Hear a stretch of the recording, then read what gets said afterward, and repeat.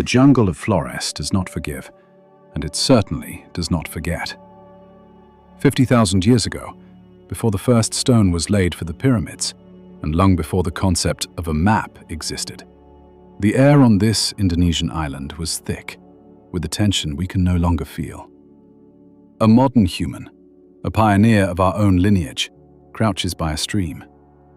The water is cool, but the back of his neck is hot with the sensation of being watched. There is no growl of a tiger, no snap of a dry branch, just a rhythmic, heavy breathing coming from the ferns. Slowly, he looks up. He doesn't see a monster with claws, nor does he see a fellow tribesman. Instead, peering through the broad leaves is a face that is hauntingly familiar yet utterly alien. It is a man, but the size of a toddler. His skin is leathered and covered in a fine, dark pelt. His brow is a heavy ridge of bone, and his jaw lacks a chin. This is not a child. The eyes are old, filled with the cunning of 1,000 generations. This is the Ebu Gogo, the grandmother who eats everything. For centuries, the Western world laughed at these stories. We called them campfire tales, the Hobbits of Indonesian legend, meant to keep children in their beds. But in 2003, deep within the limestone cathedral of Liang Bua Cave, a team of archaeologists pulled a skull from the damp earth that changed everything. It wasn't just a fossil. It was a ghost. It was a mirror reflecting a version of humanity that should have been extinct millions of years ago, yet was standing right there, in the path of our ancestors.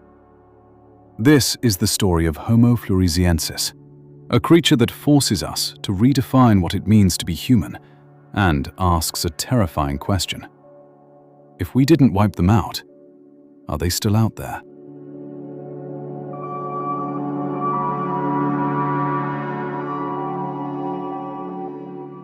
To understand how such a creature came to be, we have to look at Flores through the lens of a prehistoric, lost world.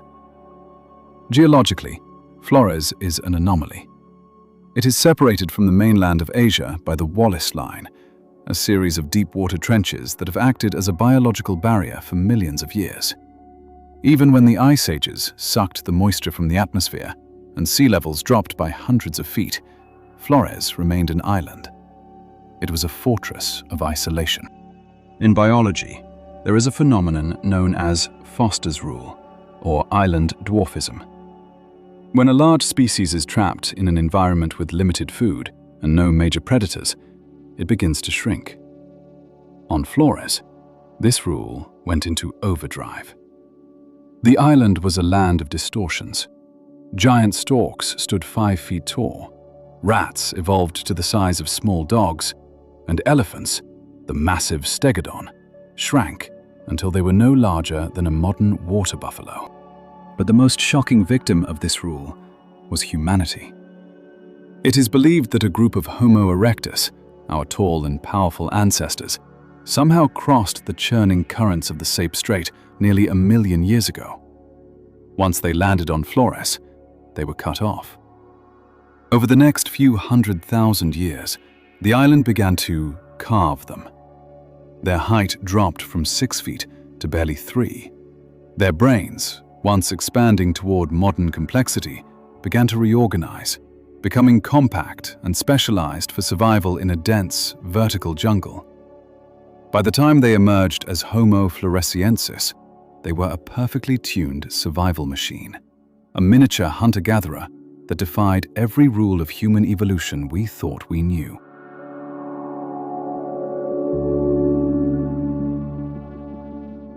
When the scientific community first saw the skeleton of the Little Lady of Flores, known as LB1, they suspected a hoax or a tragic deformity.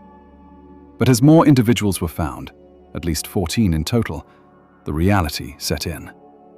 This was a stable, thriving population. If we analyze the prehistoric anatomy of these creatures, we see a fascinating hybrid of the ancient and the adapted. Their feet were perhaps the most jarring feature. Proportionally, they were enormous compared to their tiny shins, flat and lacking the arch that allows modern humans to run long distances. This suggests they were not sprinters, but powerful climbers and walkers, perfectly suited for the muddy, root-tangled floor of a rainforest. Their shoulders were hunched forward, their collarbones short, giving them a posture that looked more like an ape from 3 million years ago than a human from 50,000 years ago. Yet, despite their primitive appearance, their tools tell a different story. Scattered around the bones were sophisticated stone flakes, points, and scrapers. These weren't crude rocks. They were specialized instruments used to butcher the pygmy elephants and giant rodents that made up their diet. This creates a haunting prehistoric image. A group of people, no taller than a modern 4-year-old, coordinating a hunt against a juvenile elephant, using stone knives they had knapped themselves. It proves that a grapefruit-sized brain is not a barrier to complex culture. They were intelligent, they were social, and for a vast stretch of time, they were the undisputed masters of their island.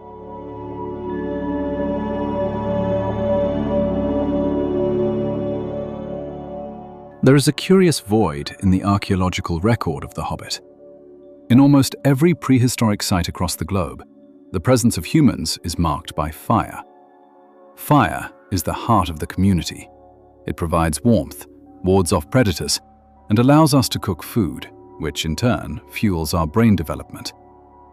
But in the deep layers of Liangbua, through 130,000 years of occupation, the evidence for fire is suspiciously absent. This isn't just a scientific footnote. It is a direct bridge to the Ebu Gogo legends. The Nage people say the creatures were stupid because they didn't know how to cook. They ate everything raw: meat, vegetables, and even, according to the darker tales, human children. The legends describe the Ebu Gogo as being terrified of fire, a weakness that the villagers eventually used to destroy them. The lack of fire in the prehistoric record suggests that Homo floresiensis existed in a state of nature that is almost impossible for us to conceive. They lived in total darkness within the caves. They endured the damp, tropical nights without the comfort of a hearth. This lack of fire may have been their undoing.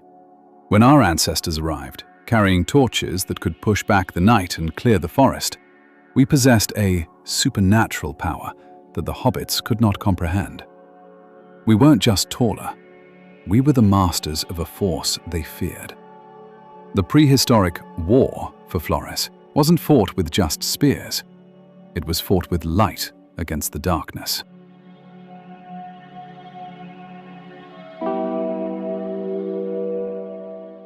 About 50,000 years ago, the prehistoric timeline of Flores reaches a violent climax. This is the exact moment when Homo sapiens, modern humans, make their appearance in the region. We were the ultimate invasive species. Taller, faster, and armed with superior projectile weapons, we moved into the valleys that the Hobbits had occupied for hundreds of millennia. The genetic evidence is perhaps the most tragic part of this story. When scientists sequenced the DNA of the people living near the cave today, they expected to find a hybrid lineage, proof that we had welcomed the Hobbits into our tribes. But the result was a chilling 0. There was no interbreeding. This suggests that when our ancestors met the little people, they didn't see them as brothers. They saw them as the other. This displacement likely wasn't a single battle, but a slow, agonizing retreat. As we burned the forests to create space for our camps and hunted the stegodon to extinction, the Hobbits were pushed higher into the volcanic mountains. The Ebu Gogo stories of them stealing crops and being tricked by humans reflect a period of desperate survival. They were a starving population, trying to steal from the giants who had stolen their home. The legend of the villagers burning the Ebu Gogo in their cave might be a cultural memory of the final, decisive act of our ancestors to rid themselves of a neighbor they could not understand and did not want to share the world with.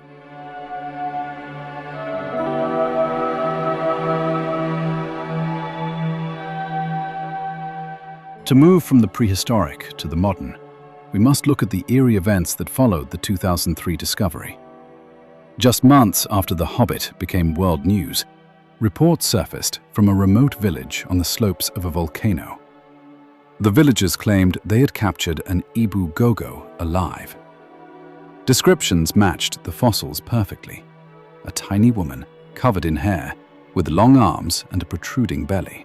She had reportedly wandered down from the high-altitude caves, looking for food. The villagers, terrified by the legends of child stealing, held her for a short time. However, before any scientific authority could reach the area, she supposedly escaped, moving with a speed and agility through the trees that no modern human could match. When the Indonesian police and local researchers arrived to investigate, she was gone. Critics call this discovery bias, the idea that people started seeing hobbits only because they were told they existed. But the Nage people didn't need a scientific journal to tell them about the Ebu Gogo. They had been describing them with anatomical precision for hundreds of years. They described the long arms and the lack of a chin decades before archaeologists confirmed those exact traits in the bones. These folkloric stories are more than just myths. They are oral fossils, preserving the memory of a species that may have lingered in the deep jungle long after the official extinction date of 50,000 years ago.